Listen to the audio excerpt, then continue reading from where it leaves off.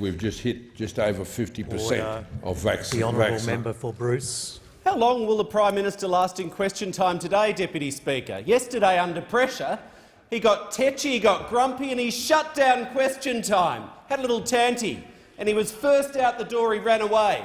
When this Prime Minister is under pressure, when the going gets tough, the Prime Minister gets going. But today, Deputy Speaker, it's his special day. It's his 3rd anniversary of knifing his mate Malcolm Turnbull. He's a cunning politician. He climbed to the top of this 8-year-old government. "I'm ambitious for him," he said with his arm around his mate. "I've got no ambition to lead." Well, that turned out to be true, didn't it? 3 years we've had to see the character of this bloke over there, his blame-shifting, his incompetence, his refusal to take responsibility, always too little too late. We've seen it with the pandemic. The first line of defence is quarantine. He failed on that. The second line of defence, enough vaccines. He's failed on that. And so Australians are locked down, they're locked in and they're locked out because of this bloke over there.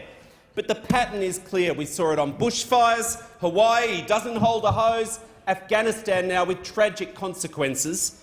It's not a shiny new government. This bloke bought your robo-debt, the aged care cuts, $1 trillion of Liberal debt with nothing to show for it, falling wages, the COVID Safe App, corruption, rorts and waste. We've had 8 years of this and we can't risk another 3 of this nasty, shallow, superficial bully. He's a fake. And I call the member for Lindsay.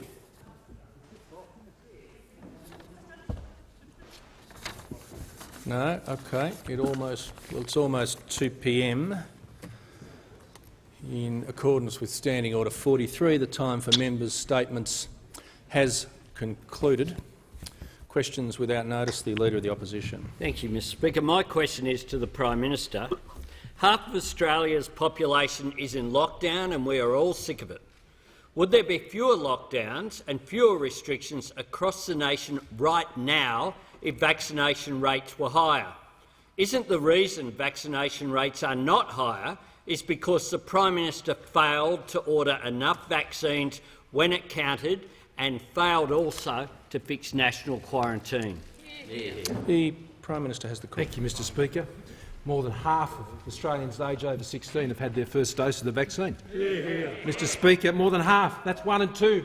Mr Speaker, 6 million doses of that vaccine now have been delivered in New South Wales. Mr Speaker, 2/3 of those have been delivered by the magnificent GPs and pharmacists who are doing this all around the country. Mr Speaker, there are more points of presence where you can get the vaccine in Australia today than you can get a Big Mac, Mr Speaker, around this country because of the excellent work that is being done by General Fruin, by the GPs, by the pharmacists, working together, states and territories together to get this job done, Mr Speaker, to get this job done.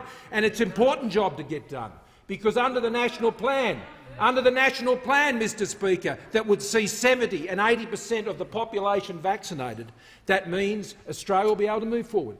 Australia will be able to move forward and live with this virus. And that's why it's so important, Mr Speaker, that people stand up for the plan rather than standing in the way of the plan, Mr Speaker, like those in the Labor Party seem intent on doing, as they come in here day after day, Mr Speaker, running down the vaccination program, running down those who are seeking to implement it, Mr Speaker. The Leader of the Opposition on a point of order. Yes, Mr Speaker.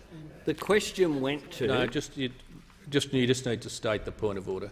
On relevance. Yes, well, Leader of the Opposition. Down.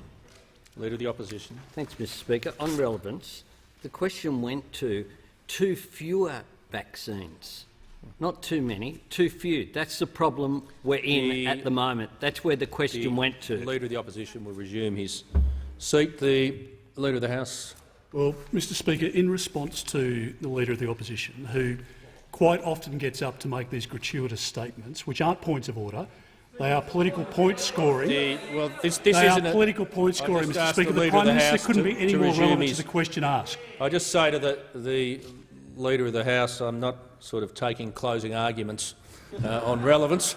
I'm simply going to rule on the matter, and we don't have jury decisions on my rulings, thank heavens. But I'll just say to the Prime Minister, the question obviously went to policy matters. He has certainly started to make some accusations on the other with respect to the opposition. I do think what he's done so far is okay, because this question, as I've said before, had at its heart at the beginning an accusation, but he can't spend the rest of the answer on that subject matter.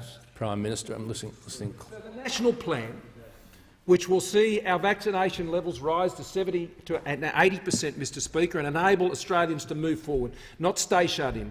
That will be achieved by continuing to get on with the job. It won't be achieved by the negativity of those opposite. It will be achieved by the positivity of the government and all those they're working with, Mr Speaker. And I give the call to the member for Braddon. Thanks, Mr Speaker. My question is to the Prime Minister. Will the Prime Minister please provide an update to the House on how the national plan is providing safety and confidence to Australians as they arm themselves with COVID-19 vaccines, ensuring that we make it through the pandemic? Prime Minister. The Prime Minister has the call. Thank you, Mr Speaker, and I thank the member for Braddon for his question, and I thank him for his service to our country. And just by way of referring to the member for Braddon, he'll be very pleased to know, as we were able to advise earlier today, that last night our Defence Forces, working together with the New Zealand Defence Forces, Mr Speaker, brought over 650 people out of Kabul last night. That was a tremendous effort by our people in Kabul and out of AMAB, Mr Speaker, and they're returning safely, and they will soon be on their way back to Australia. Mr Speaker, the national plan provides the certainty and provides the safety for Australians to move forward out of the lockdowns that we see before us now, which are necessary for this time, but enables them to see past the lockdowns. It enables them to see their ability to live with the virus in the future. Mr Speaker, I commend Qantas, because Qantas, I think, have encapsulated what that hope is about, what the national plan can achieve, Mr Speaker, because that's what the national plan is designed to realise. And I call on all of Australians, Mr Speaker, as they have been turning up each and every day, getting their jabs in the arm and bringing us closer and closer to that day. It gives Australians certainty, and it gives Australians the safety that is necessary to move forward. And it's not about a day. It's about the science and the protection that Australians will have by achieving those important vaccination rates of 70 and 80%, supported by preparing our health systems, ensuring there is care and caution for our most vulnerable, which is part of the plan, Mr Speaker. It is achieved by continuing to vaccinate, including children aged 12 to 15, Mr Speaker, who will be vaccinated alongside the adult population, and we expect that final advice from ATAGI later this week. And I was updated today by General Fruin, who says the plans working with the states and territories to initiate that program are proceeding well, and we'll discuss those further later in the week. Over 300,000, Mr Speaker, or so I should say almost 300,000 yesterday. Some 6 million jabs in arms in New South Wales, 2/3 of those delivered by the GPs and the pharmacists doing such a magnificent job. 60% first dose in New South Wales and the ACT, 75% first dose for over 50s. This plan does give that hope and confidence that Australians are looking for.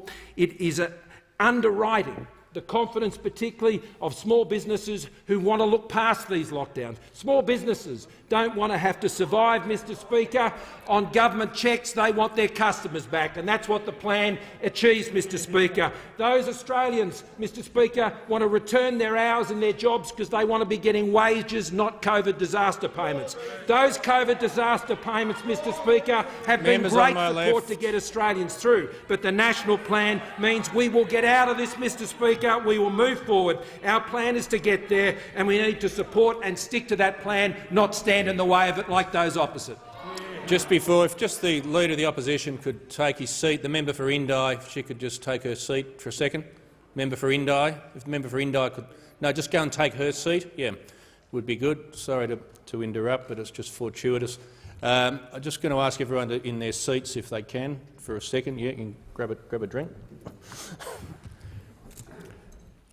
Just want everyone in their seat just to look up at David Foote. It's a bit hard doing the official photograph at the moment, so he's just taking a few before question time gets too far away.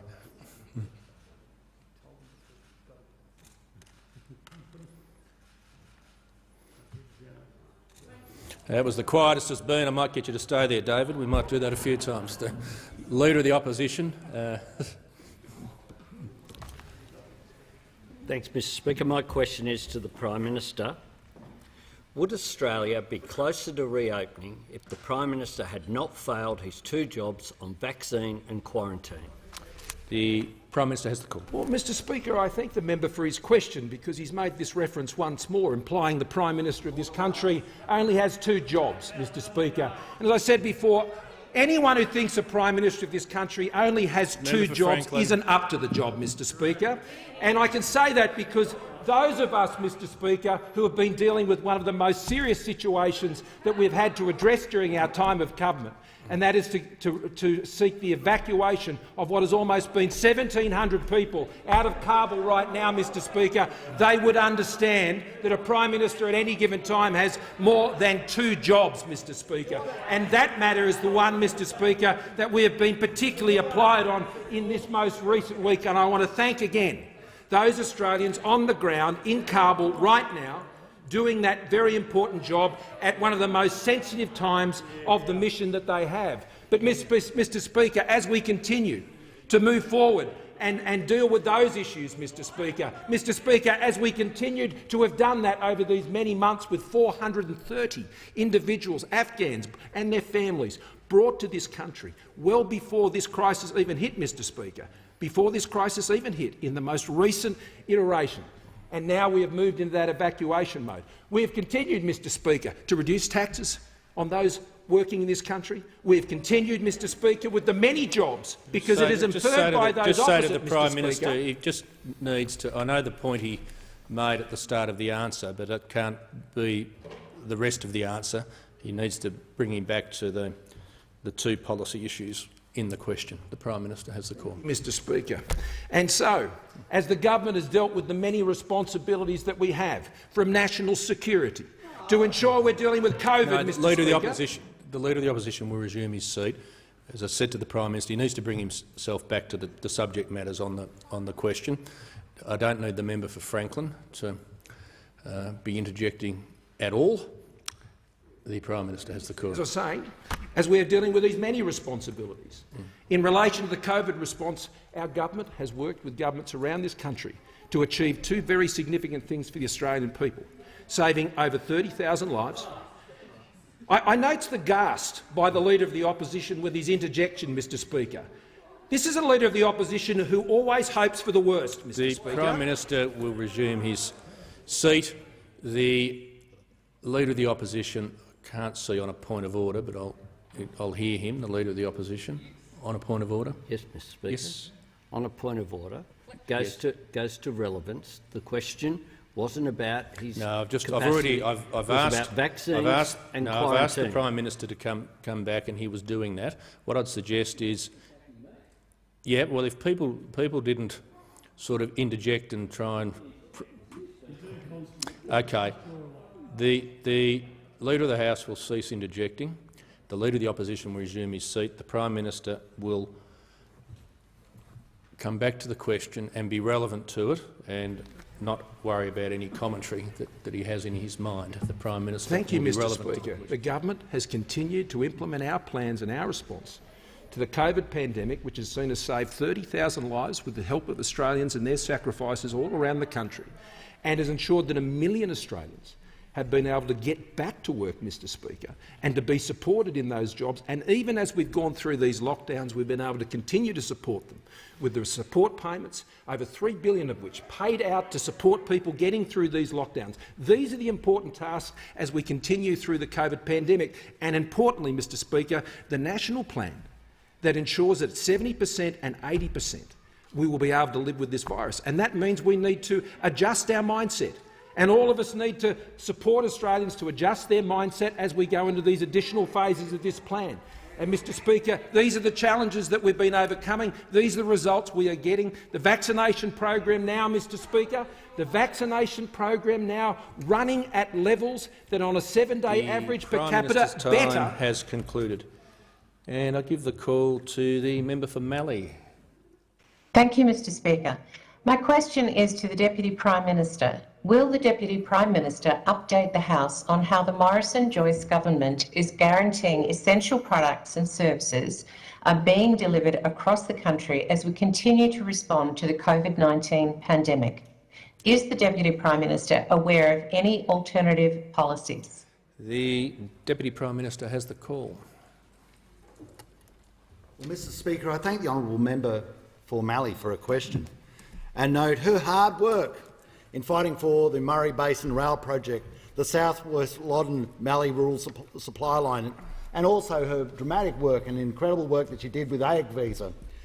But, Mr Speaker, the member for Mallee not only fights there, but the $75 million for the Calder Highway, the $4 million for the Sea Lake Robinvale Road, was a notorious road in the north of her electorate, or even the Oyen Mildura, a new overtaking lane. From the small to the big, the member for Mallee has been fighting hard for the services that keep the product moving. The services are absolutely vital. They're vital, and we have, in the last week, completed the update of the National Freight Code. Mr Speaker, the National Freight Code is vitally important because it's for the movement of the product, movement of your groceries, movement of your meat, movement of your milk, movement of the product that's required for you to make dinner. And one of the greatest ways to keep people safe and secure is to keep them fed. And this nation and this government has been working to make sure that we don't disrupt people's lives more than is as the least amount required. And we are doing that by reason of making sure that not only are we keeping people fed in Australia, but we're moving product to keep them fed around the world. We're moving them to keep them fed around the world by support of so many aviation packages so that we have the capacity to move product around the world by airlines still. We are moving product around the world to help feed our neighbours. And what's important for that is the terms of trade is which ultimately underpins this nation. Every person in this building, Mr Speaker, can look at their lives and see product that's imported, product that comes off a boat. And for product to come off a boat, someone has to put product on the boat, and that's done by the people of the hinterland.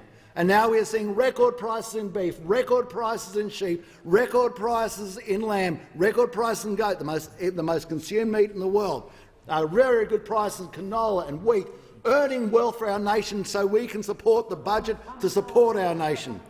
But, of course, it is not just that. Right now, one of the greatest services is health services. And in the last 7 days per capita, we are rolling out more vaccines, so I believe, Mr Prime Minister, than the US or the UK per capita. That is an incredible outcome and shows the diligence of this government. The diligence of this government to get pharmacies moving, vaccinating people, the diligence of this government to get GPs, the diligence of this government to have over half our nation with one inoculation. We want people to get their liberties and the freedoms of their lives back. We acknowledge the frustrations they have. We want to make sure that as quickly as possible we get back to the lives that we have lived, and this government will do that. The Deputy Prime Minister's time has concluded. The Leader of the Opposition. My question is to the Prime Minister. Does the Prime Minister support the vaccination incentives of cash payments of $200 to Telstra employees and bonuses to Qantas customers? Wouldn't we get to reopen more quickly if the Prime Minister adopted Labor's plan of a $300 incentive payment for vaccinations?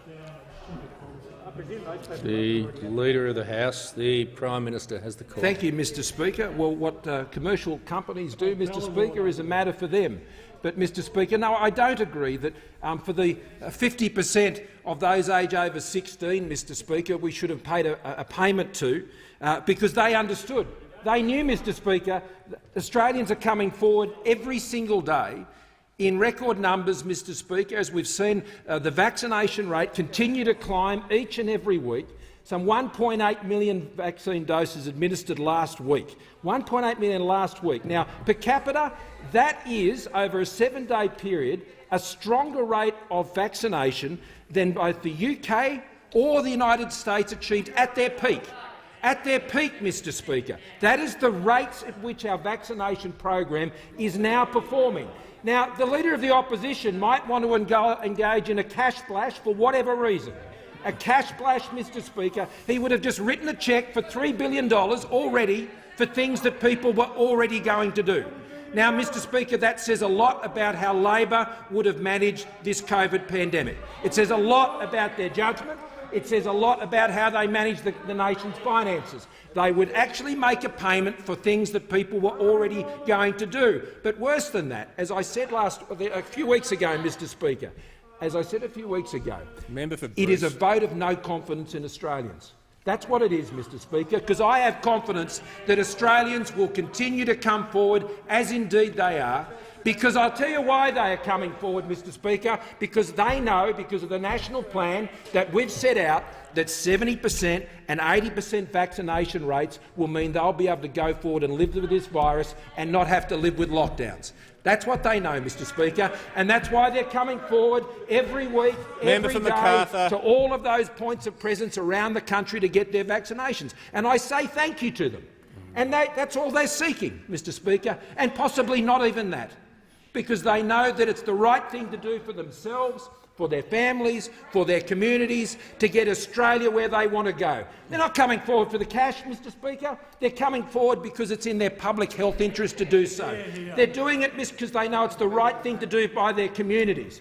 Mr Speaker, it is a cynical position of the Leader of the Opposition to want to use taxpayers' money to issue a vote of no confidence in Australians. That's the values of Labor, Mr Speaker. The values of the Liberals and the Nationals is to believe in the Australian people, that they want to do the right things in the national interest. That's the policies of our government, Mr Speaker. So I will leave the Labor leader to his policy folly. I will leave him to his policy folly, Mr Speaker, and we will stay. We will stay with the proven policies and the proven faith in the Australian people. Mr Speaker, we are standing up for the national plan. Labor seems to be standing in the way.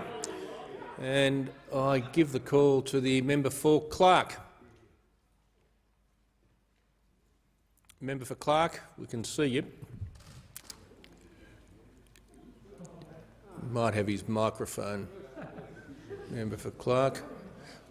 Might just go to the next question and then we'll make it up. I'll call the member for Moncrief while broadcasting. Thank you, Speaker. My question is to the Treasurer. Will the Treasurer inform the House how the Morrison government's significant economic support, combined with real momentum of the vaccine rollout, will ensure greater business certainty in the future as restrictions are eased and lockdowns become more unlikely?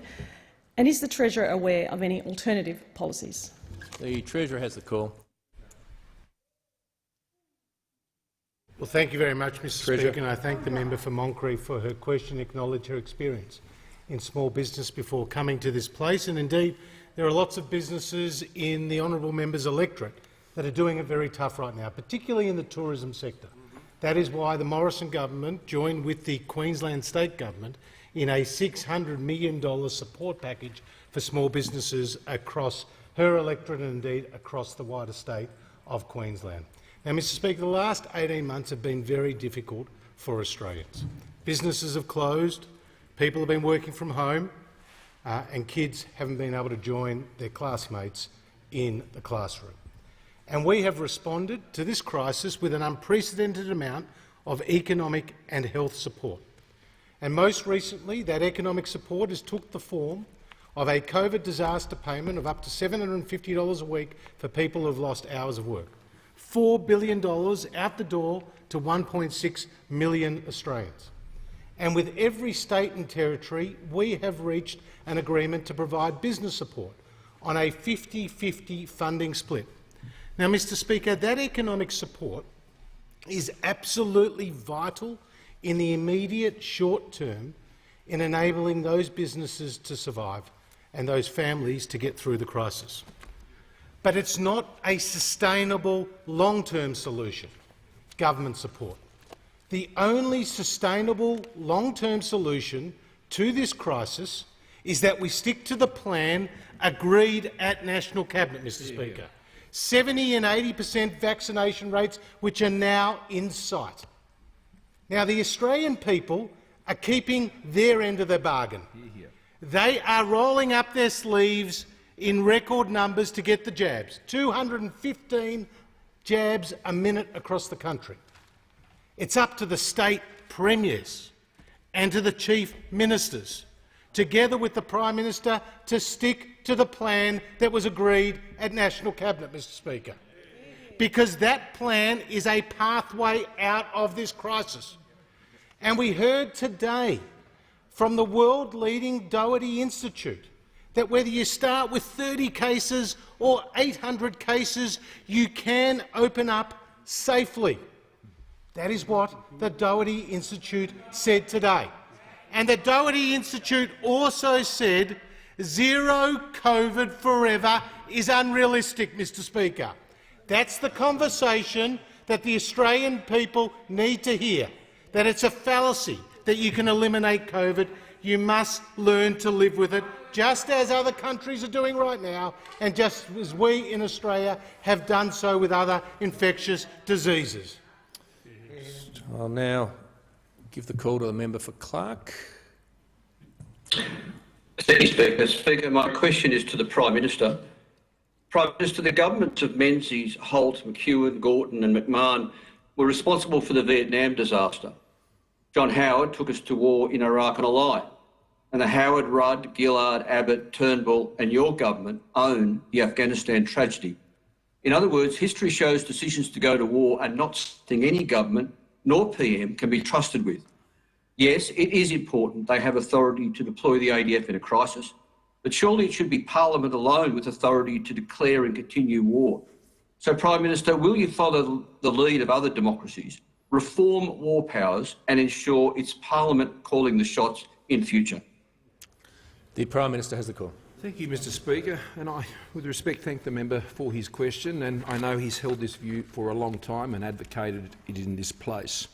But the government believes in what is set out in the Australian Constitution, and that is the power to make war, deploy troops and declare peace are part of the executive powers of the Commonwealth, and executive powers recognised in Section 61 of the Constitution. I believe that all those who have served, and I have no doubt the member would believe this also, in whatever conflict that we've been engaged in, that they have fallen in the name of Australia, in the name of freedom, in the name of our values, and seeking to pursue the national interests of Australia and to keep Australians safe. And whether that is in Afghanistan or whether that is in Vietnam or the many other conflicts referred to by the member, all of their sacrifice has been great and has made Australia stronger. And I'll ask the Minister for Defence to add to the answer. The Minister for Defence. Well, Mr Speaker, I thank the honourable member for his question, and the only thing that I'd add in addition to the Prime Minister's comments, firstly, obviously the government of the day takes the advice of the Chief of the Defence Force and all of those experts that form part of the National Security Committee, looking at our domestic and our international equities and make decisions based on the best advice. And I think the best message, frankly, if I can say with respect at the moment, for our troops to hear, the 39,000 that went to Afghanistan, those that have served in Iraq or in Middle Eastern campaigns in recent years, is that their country is incredibly proud of their service. I don't think those troops or their families, their loved ones, want to hear some political point scoring at this point in time. They want to hear that this country has their back, and this government does, and they want to hear, Mr Speaker, that their service in our country's name is in our national interest, and it is. And, Mr Speaker, we will continue to provide the resources to those troops, both those that are serving, those that have served, and we will make sure that we make the future investment decisions to give them the best capability to defend our nation. We do live in an uncertain time, and we do need to take tough decisions from time to time to make sure that we protect and keep safe the Australian population. The Prime Minister and the members of the Cabinet, the National Security Committee, will always make those decisions based on that criteria to keep our country safe and to make sure that we can protect and defend us as you would expect an elected government would do. And, Mr Speaker, we are well and truly served and greatly honoured by the service of the men and women of the Australian Defence Force and our other security and national intelligence agencies. I am extremely proud of the work that we're doing in Afghanistan at the moment in harm's way, and I wish Godspeed to all of those there. I want them back home safely as soon as possible. The member for Macquarie. Thank you, Speaker. My question's to the Prime Minister. Less than half of residential aged care workers nationwide have been fully vaccinated against COVID. The Prime Minister said these people would be vaccinated by Easter 4 months ago. Isn't this abject failure by the Prime Minister putting vulnerable Australians at risk? The Minister for Health and Aged Care. Thank you very much, Mr Speaker. And in response to the member's question, at this point in time, 71.2% of residential aged care workers across Australia have received a first vaccination. All up, that's over 196,000 vaccinations which have occurred. In addition to that, 49.3% of those have received a second vaccination, or 136,000. What we are finding, in particular, is the combination of both vaccination of residents, which is the first line of protection. Over 88% of residents have had vaccinations, and all residents have had not just one but 2 visits at a minimum. And indeed, we continue to encourage families to vaccinate residents and to provide support. In addition to that, we have multiple channels for vaccination of workers, and we have worked with the sector, with unions, with others, with the states, to mandate so as to ensure that all of these workers do take up the opportunity. At this point in time, for the workers, we have primary care sites, we have state and territory vaccination centres, on-site clinics at residential aged care facilities, on-site clinics organised by residential aged care providers themselves, on-site clinics delivered by GPs or Commonwealth vaccine clinics, and dedicated vaccination clinics, of which there are 39 around the country, or hubs as they are known. All of these elements come together, and it is something where we are encouraging workers who have had access right through the course of the vaccination program to take up these options. And so we're using a mixture of in-reach and of outreach options. What we have seen is that as the decision of the National Cabinet has been put into effect through state public health orders progressively around the country, that there has been a significant increase in uptake, a significant increase in acceptance from these workers.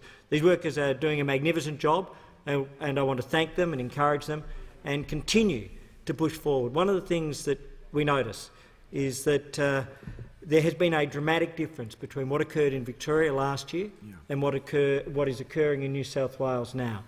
With comparable rates of infection, there are almost unimaginable differences in outcomes in our residential aged care facilities. So lives are being saved. Lives are being saved in their hundreds through that vaccination program of both workers and of residents. And we thank all of the families, we thank all of the workers, and those who haven't come forward, we continue to encourage that vaccination to proceed. And I call the member for Reid. Thank you, Mr Speaker. My question is to the Minister for Health and Aged Care.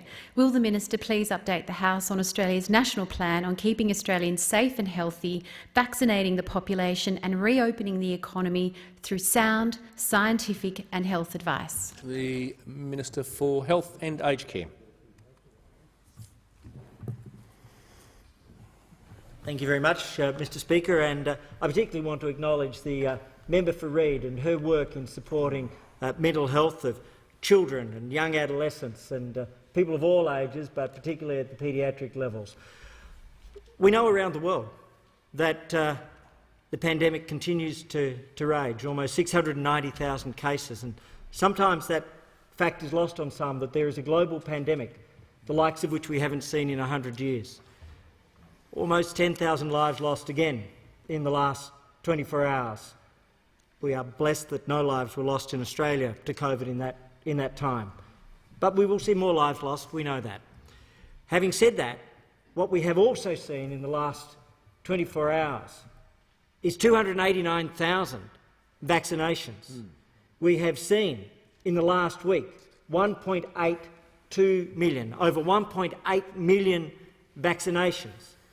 We have seen in August with 23 days, or just over 3 weeks gone, over 5 million vaccinations delivered, or the population of Melbourne or Sydney in just over 3 weeks. And that's Australians stepping forward to be vaccinated.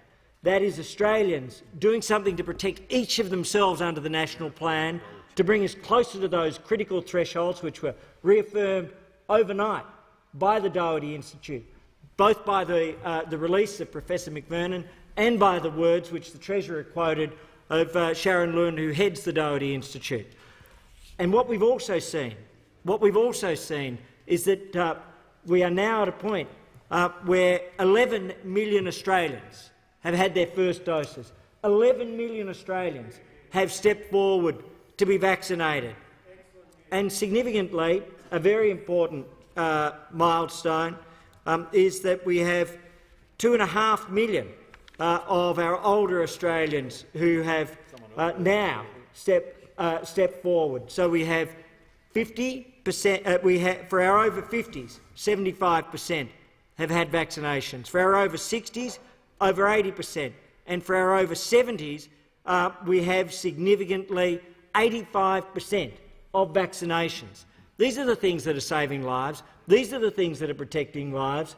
And so what we see is that in a world with catastrophic human tragedy, we are not immune, but we have been largely protected against these global ravages. And right now, there are people who are doing it hard.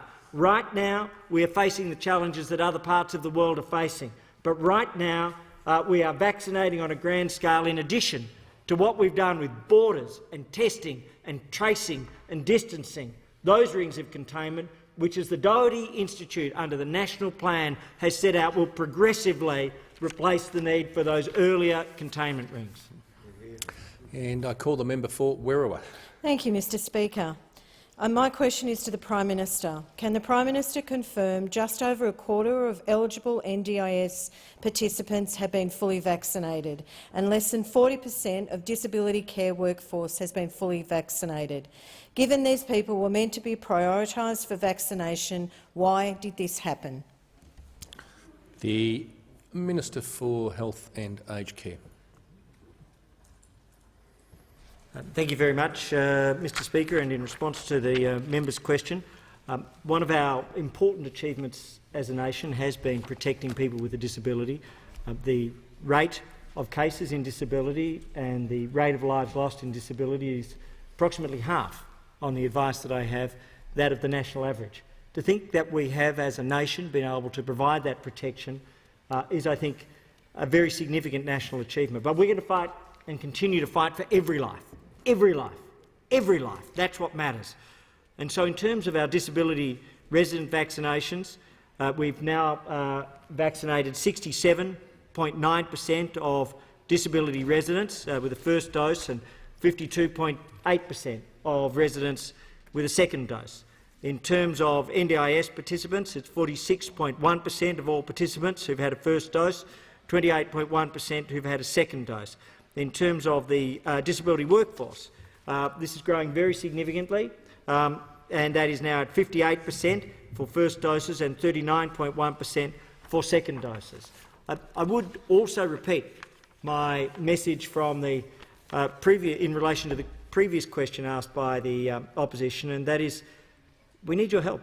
We need your help and everybody's help to encourage those with disabilities to take up the opportunity, to have the confidence in the vaccines, to continue to come forward, because it's both about access, but it's also about confidence. And these are really important messages, to take these opportunities, for families to be providing consent. These are such critical steps forward, and each family, each person can help save a life. We thank our workers, we thank our families, we thank those people who are making their own decisions for coming forward. But we want to say to each and every person, this vaccine can save your life. Do not hesitate. Please take up the opportunity, because as we provide these opportunities, we know that we can do better still than what we've already achieved in the disability sector, where the rate of cases and the rate of loss is significantly and dramatically below the national average. That's an enormous achievement, but we're going to fight for every life. And I give the call to the member for Stirling. Thank you, Mr Speaker. My question is to the Minister for Defence. Will the Minister outline to the House how the Australian Defence Force is continuing to bring back Australians and Australian visa holders from Afghanistan? The Minister for Defence. Thank you, Mr Speaker. I thank the honourable member for his question and really highlight the fact that not only has he served his country in uniform, but he is one of the greatest advocates in this place for men and women who serve in the uniform today. He's on the backbench committee for Defence and Veterans Affairs, and I work very closely with him, and I'm very grateful for his advice. Mr Speaker, we are all incredibly proud, of course, of the work of the Australian Defence Force personnel, our intelligence agencies, the Home Affairs staff, the DFAT personnel who are in Kabul right now, and they are saving lives, as we know. But it is important to recognise that they are working in perilous circumstances, as we know. There are credible threats in relation to the prospects of terrorist attacks. We know that ISKP and others have the intent to cause harm, not only to our people, to those Afghan nationals, to the Taliban itself, and it is a very, very dangerous situation.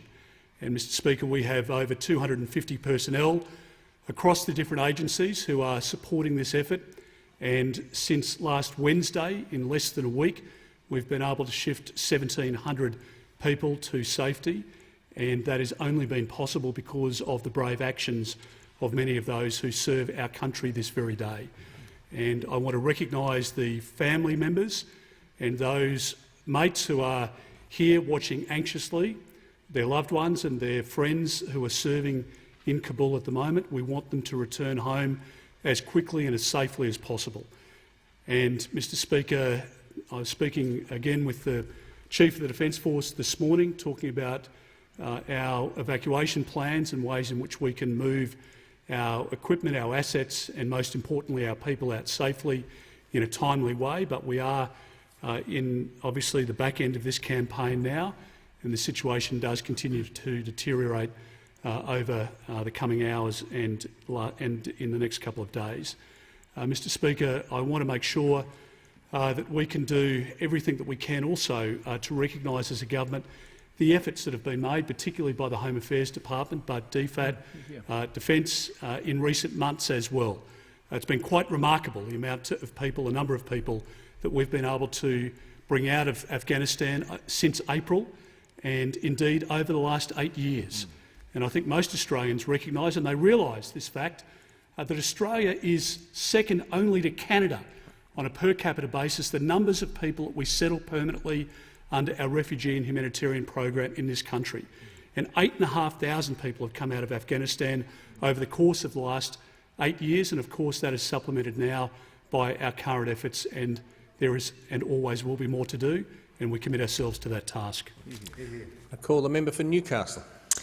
Thank you, Mr Speaker. My question is to the Prime Minister. Last week, Life Without Barriers vaccine hub for NDIS participants and disability workers in my electorate was shut with just 1 day's notice. This sudden closure caused immense distress, given local outbreaks in the disability sector and the appalling rates of vaccination among Australians with a disability.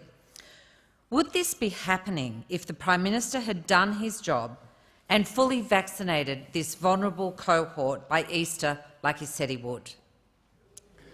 The Minister for Health and Aged Care.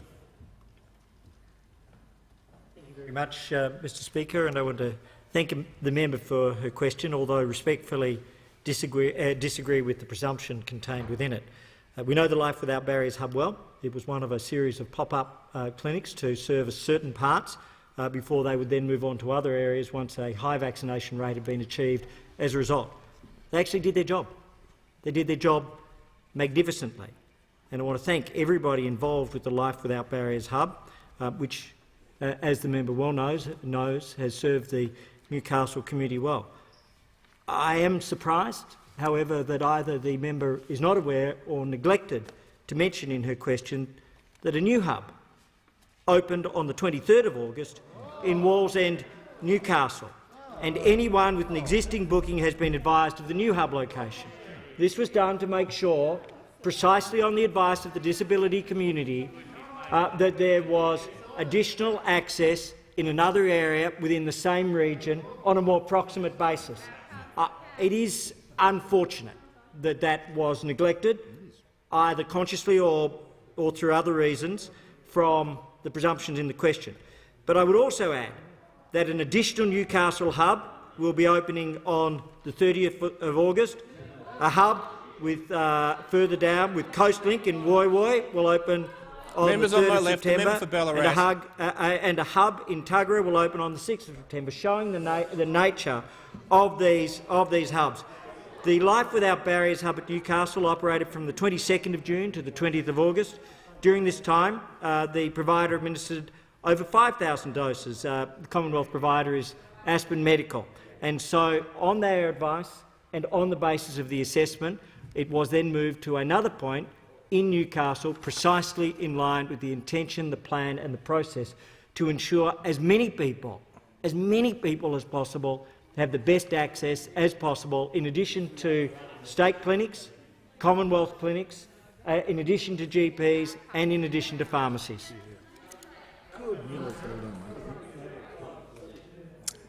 The member for Goldstein. Well, thank you, Speaker. Speaker, my question is to the Minister for Home Affairs. Will the Minister please update the House on the Morrison government's continuing delivery of assistance to help resettle Afghan nationals? And can the Minister outline how the government is also ensuring the security of our borders and the safety of all Australians? The Minister for Home Affairs.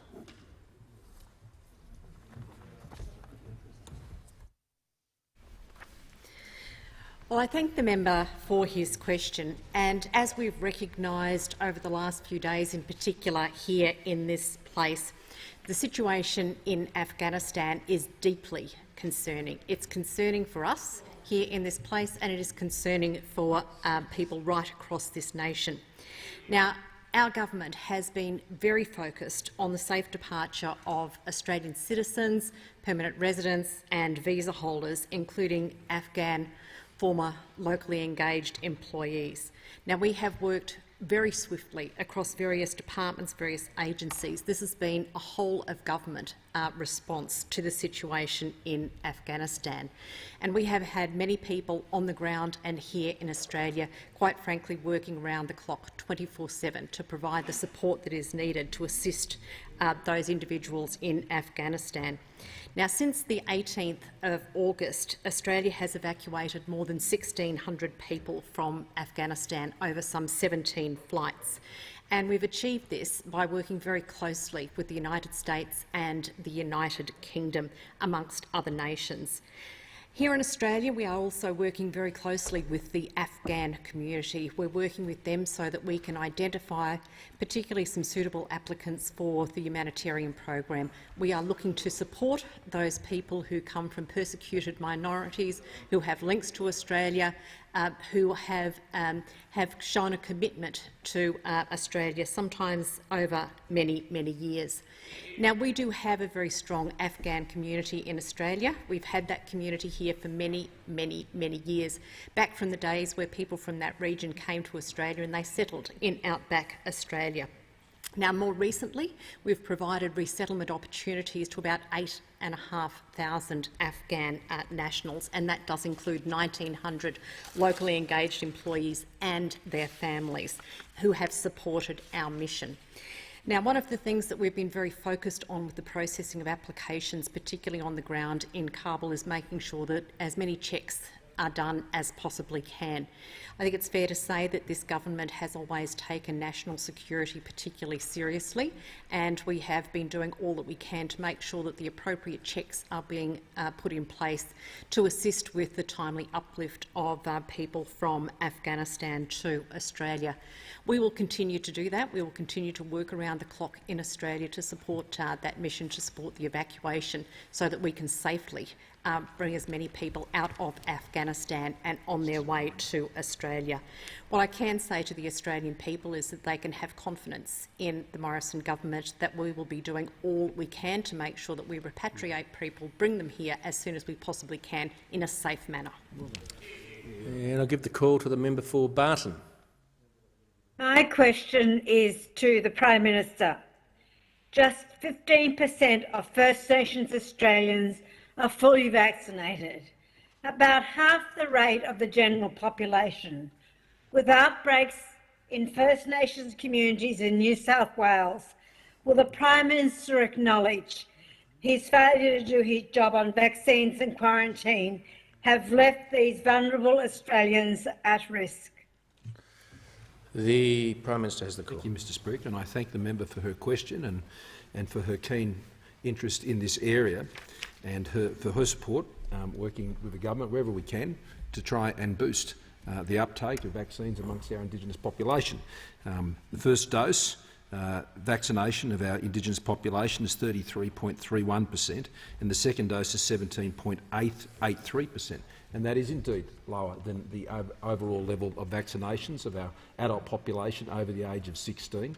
This has been a very keen area of concern for the government right from the outset, and the Indigenous communities have been one of our most vulnerable communities. And the work that is being done in Western New South Wales in particular, I want to commend all of those, from the ADF to the clinicians and others who are working there, and I know the member would also be positively assisting in those efforts. And I will ask the Minister for Indigenous Australians to update further on our progress. The Minister for Indigenous Australians. Thank you, Mr Speaker. Our work is focused on where we have significant gaps. There have been plenty of supplies provided to the Aboriginal community-controlled health organisations across the nation. And in particular in western regions of New South Wales and in the western suburbs of Sydney, there are coordinating groups that are working together to ensure that we increase the rates of vaccination. And to date, we've seen the hesitancy sort of slip away and people becoming much more concerned. We're also looking at the movement of people, as the member for Franklin would know. People living in Western Sydney often have family connections back to their home places in Brewarrina and along the river towns, and they have gone back to those regions, and inadvertently there's a possibility that that COVID spread has been extended further. But also, the member for Barton, but I also want to say that the work that we're doing is significant in the way in which we are working with community on the ground and making sure that the information flow is going through to community.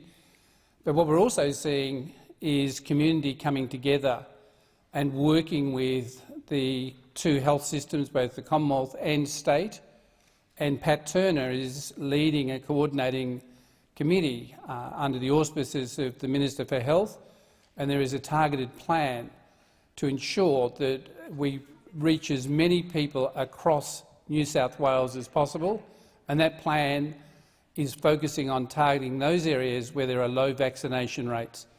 What's good is people are now coming forward, and listening to Jamie Newman from Orange this morning, he also outlined the need for additional people on the ground to help increase those vaccination rates. So government is working very closely across both jurisdictions with community to ensure a better outcome than what we've seen in the past. I now give the call to the member for Herbert. Thank you, Speaker. My question is to the Minister for Veterans Affairs and Defence Personnel. Will the Minister please update the House on how the Morrison government is supporting veterans and their families impacted on the situation in Afghanistan? The Minister for Veterans Affairs and Defence Personnel. Well, I thank the member for Herbert for his question, for his service to Australia in uniform, and also for his subsequent advocacy work for veterans in his area and around Australia. Mr Speaker, over the last week the world has been watching the terrible humanitarian tragedy unfolding in Afghanistan. This has been a distressing time for many of our Defence Force personnel and veterans who served in Afghanistan with courage, dignity and honour. We will never forget the 41 Australians who made the ultimate sacrifice, including Lance Corporal Jared McKinney, who lost his life while helping a mate during a firefight with the Taliban on this day 11 years ago. Known as Crash to his mates, Jared was a husband and a father. He was just 28. Our hearts go out to Becky and Jared's family. Mr Speaker, our nation needs to acknowledge the men and women of the ADF and their veterans, but also their families, because their families have sacrificed and continue to sacrifice so much to support their loved ones and their country. We owe those family members an enormous debt of gratitude as well. Last week I held roundtables with ex-service organisations and also with our younger veterans, including many who served in Afghanistan. We discussed veteran support and also how our younger veterans viewed their time in Afghanistan. The consensus from those that were there was clear. Our ADF members made a real difference in Afghanistan, and they know that their time was successful and that it meant something. They went to stamp out terrorism and fight for freedom, and they acquitted themselves in the finest tradition of the Australian Armed Services.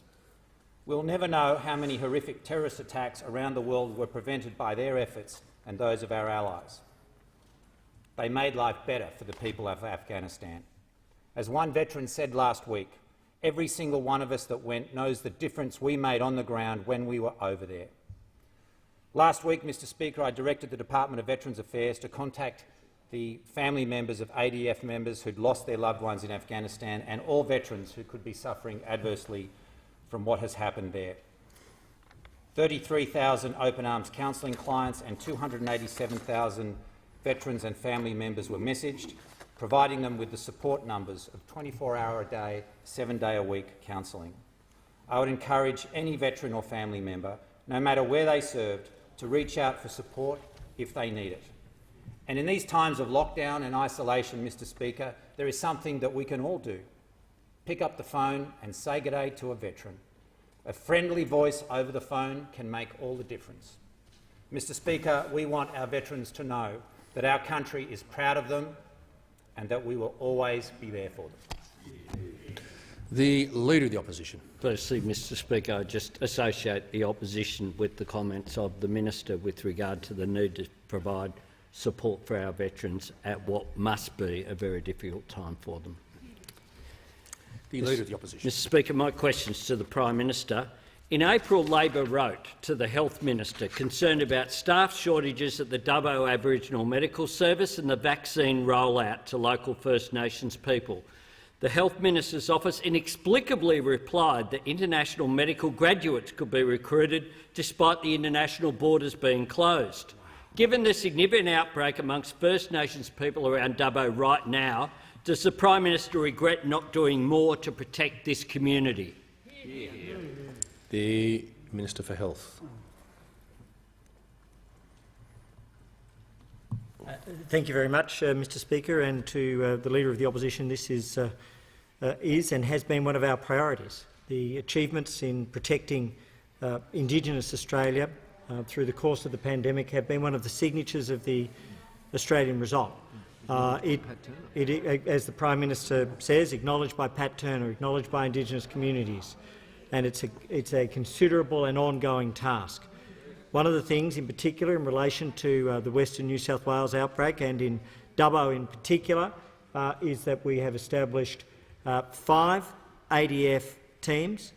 Those ADF teams include being based in Dubbo, and if I may, their current work over the coming days is we have teams that will rotate between Burke and Warren, Dubbo West and Parkes, Dubbo West, Narromine, Parkes, Dubbo West, Parkes, Trangie, Grawin, Ningen, Coolah, Mudgee, Forbes, Lightning Ridge, and across the region.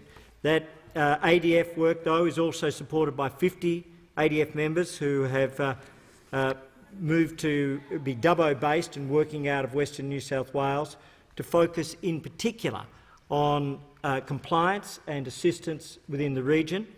And then further, an AUSMAT team has been landed, and that is the first of 5 teams. That AUSMAT team is ensuring that we have clinical governance. They will vaccinate, they will work on testing, but above all else they are there to ensure that any support which is needed for any of the health services in the area, is put in place. In addition to that, the Royal Flying Doctor Service is also providing assistance and vaccination across the area. Over the course of this week, their forward schedule includes Menindee, Hungerford, Yunta, Ivanhoe, Louth, Wenaring, Euston, Tibooburra. That's over the course of the coming week. And so what we are seeing is that the resources are in place. They are adding to that which is already there. And we have the ADF, we have the Royal Flying Doctor Service, we have OSMAT, and all of that supports the existing clinics that are on the ground. My recollection, this is correct, I believe, is that there are 118 Commonwealth clinics in Western New South Wales, and that includes both 9 Commonwealth vaccination clinics and 9 Aboriginal community-controlled health services, as well as 100 pharmacies and general practice clinics that are providing vaccination support on the ground. All of these things are coming together to save lives and to protect lives. The Leader of the Opposition. Mr Speaker, I seek leave to table the correspondence from Senator Deb O'Neill, the duty Labor Senator for the area, asking that the Minister fully staff the Dubbo Aboriginal Medical Service, and also, well, you can't just stand up. The Leader of the House can resume his seat. The Leader of the Opposition has the call. And the response saying, as such, practices can recruit doctors subject to location restrictions such as international medical graduates and Australian bonded doctors. No, the Leader of the Opposition will not. He's had his question. No, you just. Yeah, that's right. You're seeking leave to table documents. You need to briefly describe what they are, not read them in their entirety into Hansard, which begs the question why you then want them tabled. The Leader of the House, leave is not granted. The member for Cowper. Thank you, Mr Speaker. My question is to the Minister for Regional Health. Will the Minister update the House on what action the Morrison-Joyce government is taking to protect regional, rural and remote Australians in the fight against the COVID-19 pandemic? The Minister for Regional Health. Thank you, Mr Speaker. First of all, I'd like to thank the member for Cowper for his question and compliment him on the sterling job he's doing looking after the good constituents in Cowper. Look, whether it's in the far east at Norfolk Island or the far west at Cocos Island, up in Wilcannia, down the Darling River or down in the seat of Nichols, there is Commonwealth support rolling out around Australia, delivering the vaccines that everyone knows is the quickest way to get back to our normal way of life or near normal and get rid of lockdowns. Of the 1.8 million vaccines delivered in the last week, 502,000 were delivered in regional Australia, outside the big cities. There are 4.6 million doses that have already gone into regional Australians, like in your electorate, the member for Cowper. We have had a coordinated plan involving regional and remote Australia from the very beginning in the early planning sessions of the COVID pandemic. Currently, there are 2,541 community or primary care sites in regional Australia. The Aboriginal community control health organisations have been front and centre of that. In fact, there's 127 of them fighting COVID with vaccine rollout. We have 73 Commonwealth vaccination centres in regional Australia.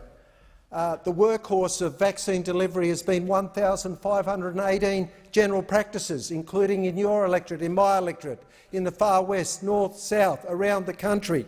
And we now have 823 community pharmacies who have joined the fight to get that vaccine rollout. And I compliment the Minister for Health's comments about the ADF and OSMAT teams. They are out there on the ground, in the seat of Nichols, in the seat of Parkes, helping everyone else. We have been coordinating with state agencies so that everything is coordinated. I'd like to give a particular shout-out to the people in Dubbo, in particular Kale Bone, who works at the Terry White Chem Mart in Delroy Park in West Dubbo, He's been vaccinating day in, day out for a couple of weeks now, delivering AstraZeneca. But on the weekend he got a bus out to the Apollo estate in East Dubbo, where he knows a lot of people, and going door to door. He acknowledges there has been vaccine hesitancy, but they're coming out now. People in country Australia, they band together, they're rolling up their sleeves, rolling out. There's big queues, but they know the quickest way to get COVID back in the box and get our normal way of life back together is to get mass vaccination rolled out, and it's certainly happening in regional, rural and remote Australia. And I give the call to the member for Hindmarsh. Thank you, Speaker. My question is to the Minister for Health. On the 24th of June, the Minister told the House that having no Australian in ICU due to COVID was the real measure of the government's success. So is having over 110 Australians in ICU today a measure of the government's failure? The Minister for Health.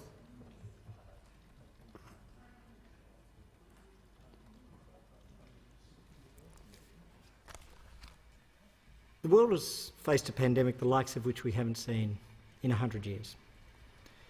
Australia's achievements have been extraordinary, but we've not been immune.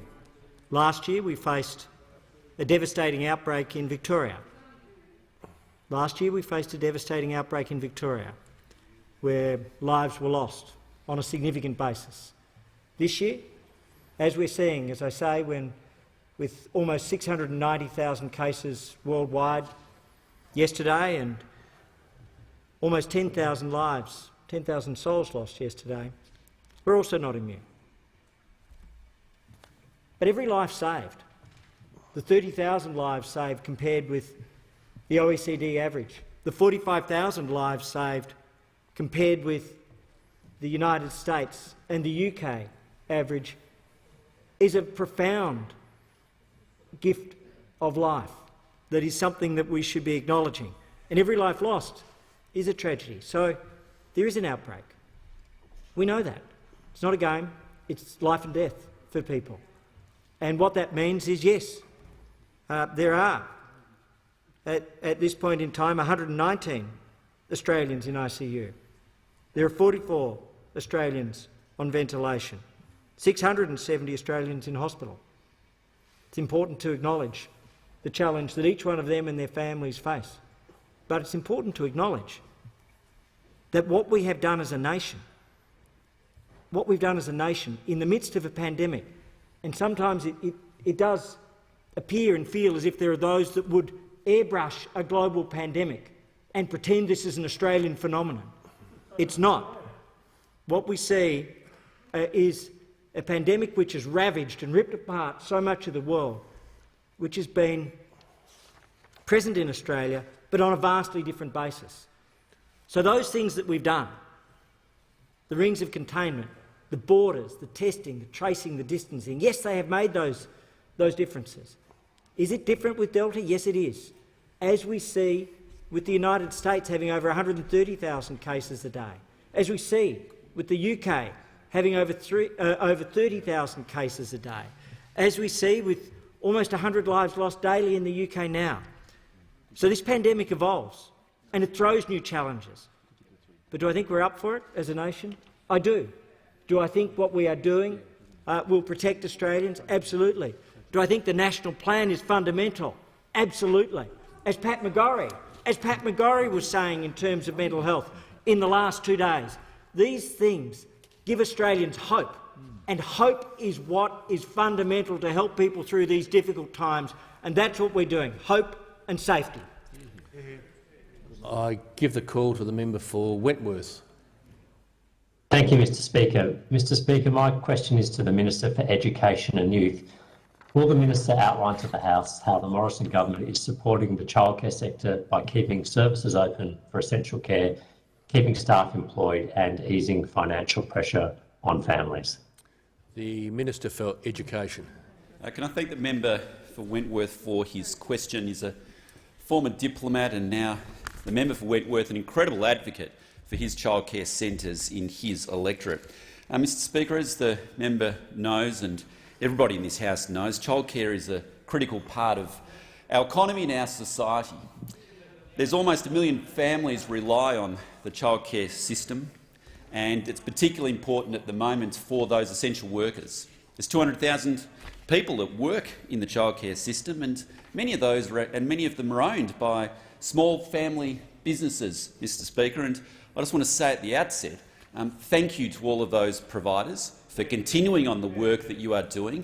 It is an essential, essential work that you are doing, providing valuable services for all of us. Now, Mr. Speaker, during the pandemic, we've been constantly monitoring the financial situation with the childcare providers to ensure that they can remain strong and viable and open.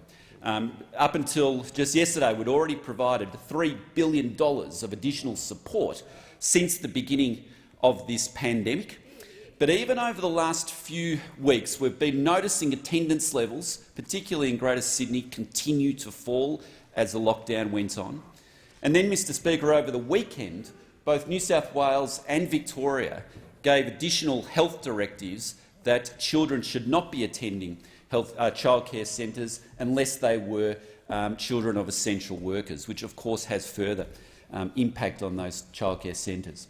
So consequently, we stepped up yesterday and we announced new additional support for those childcare services. And, Mr. Speaker, that's an additional 25% of revenue going to the childcare centres, and it's an additional 40% of revenue which goes to the out-of-school hour care providers as well. And of course, this is on top of the childcare subsidy, Mr. Speaker, which will continue to flow even if the children aren't attending. That keeps those childcare centres open.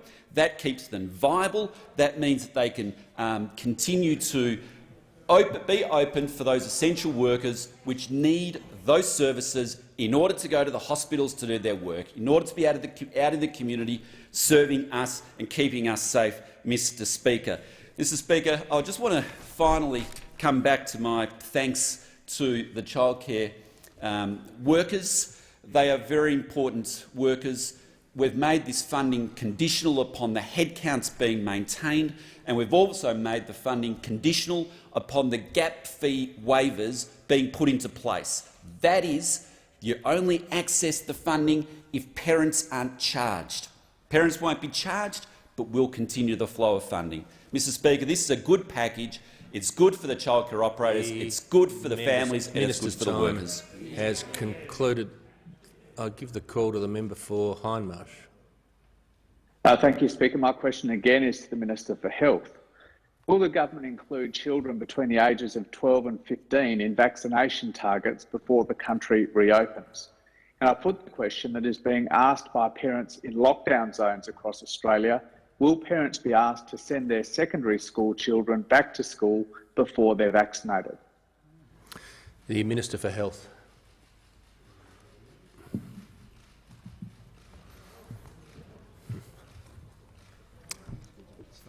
Thank you very much, Mr. Speaker, and I want to thank the member for Hindmarsh.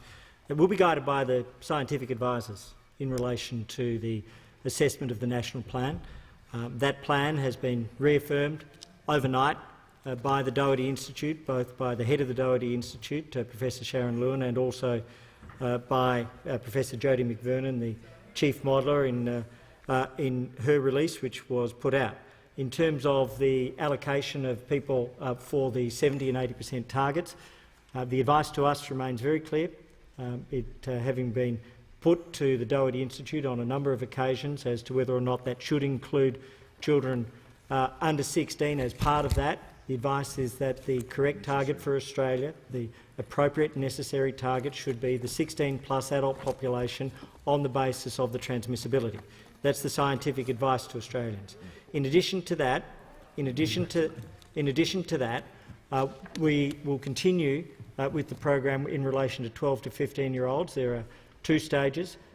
Firstly, at this point in time, we've vaccinated approximately 8,000 of those that were opened up only recently, following the medical advice of the Australian Technical Advisory Group on Immunisation to provide vaccinations for children with disability, children with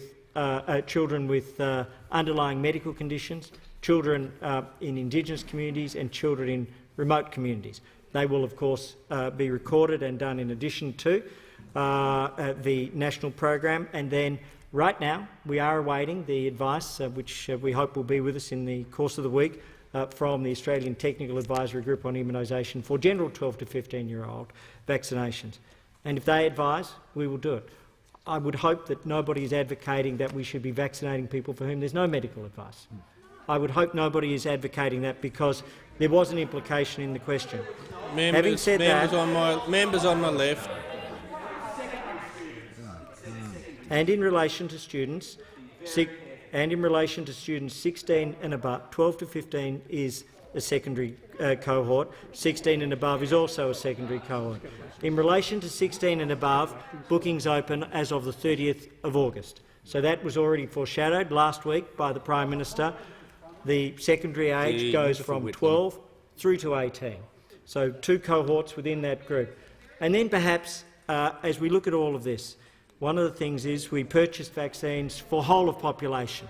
And what the point about whole of population is to cover all possible contingencies of all age groups. And we are in that situation with 16 plus opening up next week. Matters for school attendance are a matter for the relevant state governments. But we hope that if there is a target advice, all states and territories will join with us in the national rollout of 12 to 15-year-olds. The member for Higgins. Thank you, Mr Speaker. My question is to the Minister for the Environment, representing the Minister for Women. Will the Minister update the House on how the Morrison government is addressing the scourge of domestic and family violence, particularly during the COVID-19 pandemic? The Minister representing the Minister for Women. Thank you, Mr Speaker. Can I thank the member for Higgins for her question, thank her for the work she does in her electorate across so many fronts. She's well known for her Go Girls forums, which support women's pathways into leadership, and her STEM Superstars forums, where she showcases the achievements of women in STEM. More importantly, perhaps, as a public health professor and paediatrician for over 25 years, the member for Higgins has been a champion for children, and children are often the silent victims of domestic and family violence. Mr Speaker, previously, people who considered that their lives were in perfect equilibrium are struggling with the circumstances of this global pandemic. So now more than ever, we must be aware of the situation for those for whom home is no longer a safe place to be. COVID has continued to put pressure on our families and our living situations. Despite ongoing lockdowns, there is never an excuse for violence. Everyone deserves to be safe in their home, their workplace and their community. And we want to make sure that a lockdown should never be a reason that women and children can't find the help they need. Acting quickly, the Morrison government provided $150 million to our frontline services at the start of the pandemic. That included a first tranche of $130 million to the states and territories to help them with their frontline services, and $20 million to our Commonwealth services, including 1800 Respect. And I do want to take the opportunity to thank those frontline workers, the social workers, the crisis accommodation providers, the 1800 Respect counsellors, for their ongoing efforts to truly change the trajectory of women and children escaping violence. And we know too that victim survivors of domestic and family violence need support throughout their journey, not just at the moment of crisis. Children deserve to be safe and supported through their pursuit of justice and family law processes. Services such as the Women's Domestic Violence Court Advocacy Service in New South Wales works with frontline crisis workers to ensure safe and sustainable outcomes for the victim survivors, and we really want to thank them. We are continuing on so many fronts with our determination, Mr Speaker, that as we develop the next national plan, we don't leave anyone behind. And I know that everyone in this parliament would want to urge those who feel unsafe in their homes to reach out for support. Your safety and your well-being matters. Lockdowns, curfews, rules and regulations should never prevent you leaving your home if you need to, escaping from harm, seeking help. The Morrison government will continue on all our efforts and fronts to end the scourge of domestic and family violence. The Prime Minister. Mr. Speaker, I ask that further questions be placed on the notice paper, and I'm sure the Leader of the Opposition would join me in wishing the 179 members of the Australian Paralympic team all the very best in Tokyo. We also congratulate again the people of Japan, Tokyo in particular, for the great job they did, of course, with the Olympic Games and now the Paralympics. It is a great statement of what we can be achieving at this point of the pandemic. And can I also particularly congratulate 7-time Paralympian Danny Toro, who will be joining dual wheelchair rugby gold medalist Riley Batt, who are our flag bearers tonight. And congratulations to them and to all of our Paralympians. You go. The Leader of the Opposition. Thanks very much, Mr Speaker. I join with the Prime Minister in wishing all our Paralympians all the best when they compete in Tokyo. Our Paralympians are indeed inspirational. They're great Australians, and in particular, I congratulate Danny Toro and Riley Batt, who'll be our flag bearers in Tokyo this evening. Australia punches way above our weight in Paralympics. We are very, very successful as a nation, and I look forward to watching that success, and I think they will rate extremely well as Australians at home. Need a bit of lifting up in these difficult times, and watching these inspirational Paralympians overcome hardship and difficulties in their life, not ask for anything, just give something back.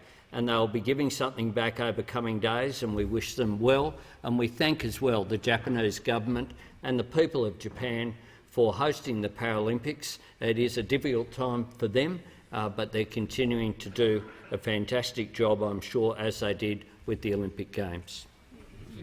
The Minister for Health has indicated he wishes to add to an answer.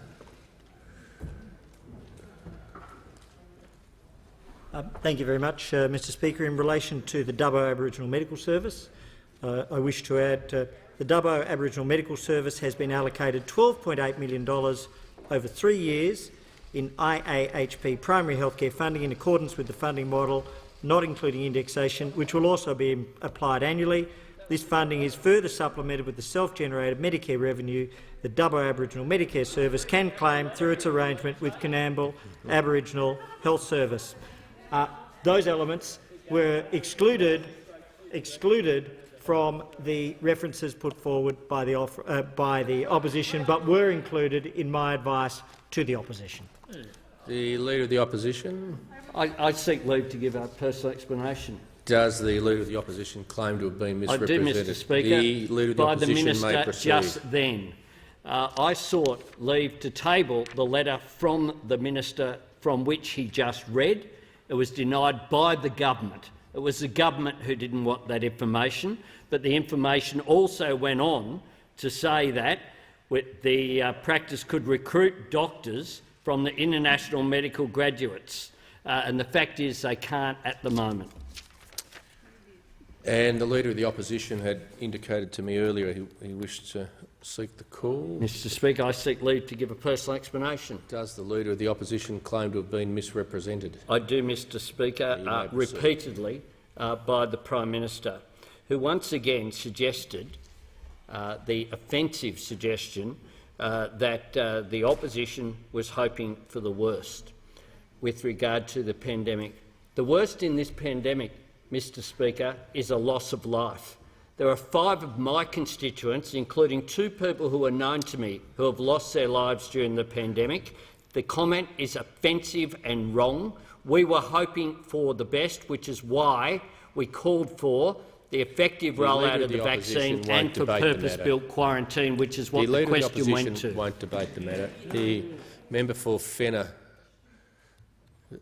has indicated to me earlier in question time he wished to seek the call. Thank you, Mr Speaker. 3 weeks ago I stood to ask you to write to the Treasurer about why he hadn't answered questions 512 and 516 within the required timeframe. Those questions relate to the government's mismanagement of the JobKeeper scheme and their waste of some $13 billion. Given the Treasurer has continued his secretive approach, refusing to respond to your letter, I would ask that you write to him again. Well, I'll certainly do that if the member for Fenner can return to the dispatch box and confirm that the numbers on the questions he Well, hang on, I'm not saying I'll do that. The questions he's referring to are the ones 3 weeks ago? They are indeed, 512 and 516, Mr Speaker. That's good. I'm glad you can recall that. I think I said at the time the letters were being prepared as you spoke. I signed them when I returned to my office, and no, I'm actually not going to keep writing each time. I mean, it's been a reasonable period of time. There's a time limit at which you can do that, but I've already written to the Treasurer and they're there in his office. So I think you raised it after a certain period of time. I'm just not sure that once you've done that,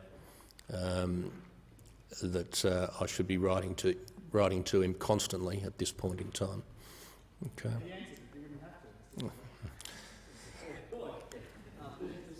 Yes, the Manager of Opposition Business. Yeah. If I can just ask you to reflect on that, the reason for those letters being sent is because it's believed by the House and the standing orders to be important that questions can be put on the notice paper and receive a reply. I'm well aware of that. Yeah, well, the only way the House can pressure a minister when a minister is failing to respect the House by replying is to ask again. Otherwise, the whole purpose. The point I'm making, I'm just going to cut to the chase very quickly. I mean, I think we've all dealt with questions on notice. You, as a minister, would have had all of that, unless you're going to stand at the dispatch box and say you never had anyone say that you hadn't answered within the required time. Yeah. Okay. Well, there you go. That's good. But I've written to not perfect member for Bruce. Very dangerous ground, and very rarely perfect. If I can just give you some guidance. Now, the point I'm making is I wrote 3 weeks ago, and I'm not going to get into the habit of writing every day or 2 days or whatever. I think at this point in time, the member for Fenner's made his point. I'm not saying I won't write again, but I'm not going to. I certainly, in the whole time I've been Speaker, haven't had anyone say, I asked you to write 3 weeks ago and I still haven't got a reply, can you do it again?